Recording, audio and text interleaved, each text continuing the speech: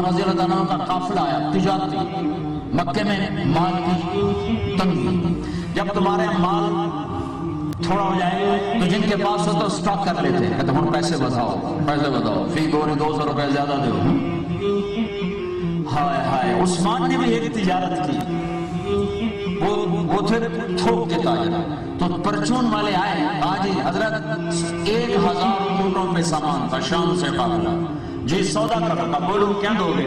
کہ 10 روپے کی چیز 12 میں، کہا نہیں تھوڑا ہے زیادہ کرو، کہ 10 روپے کی چیز 14 میں، کہا نہیں تھوڑا ہے زیادہ کرو، کہ 10 روپے کی چیز 15 میں، کہا نہیں تھوڑا زیادہ کرو، مجھے ریٹ زیادہ لگ چکا ہے۔ کہنے لگے 10 پہ ہم تمہیں 5 روپے نفع دے رہے ہیں، یہ تھوڑا ہے، کس نے زیادہ لگایا؟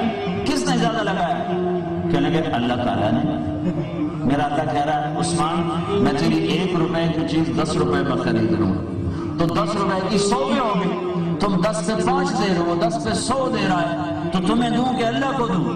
تمہیں پتہ ہے نا مدینے میں قحط ہے، میرا سارا مال بمیں اصل کے سارے مدینے کے فقیروں پہ صدقہ۔